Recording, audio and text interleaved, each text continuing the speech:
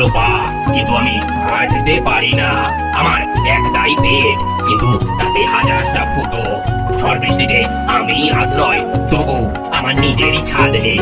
বলতো দেখি আমি কে? এর উত্তর কি তবে খিচুড়ি হবে? হ্যাঁ, আমি জানি উত্তরটা। বল দেখি কি উত্তর? তোমার দাদার উত্তর হলো আমাদের এই ছাতার বাড়ি। এর অনেকগুলো ছাতার টাটি আছে, যেগুলো অনেকটা পায়ের মতো, কিন্তু এ হাঁটতে পারে না, জলের উপর ভাসে। আর শরীরটা অনেকগুলো ছাতা দিয়ে তৈরি, তাই তো হাজারটা ফুটো। আর এই ঝড় জলে এটাই আমাদের আশ্রয়, যদিও এর নিজেরই কোনো পাকা ছাদ নেই।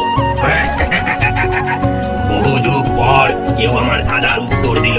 যা, তোকে তোকে একটা বর দিলাম। স্বাগত মানুষেরা, তোমরা পথ হারিয়েছো।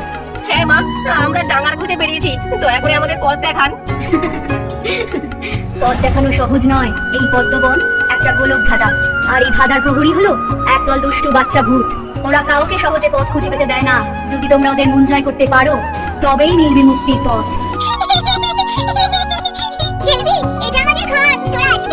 বাটা পদ্মের মতোই পবিত্র।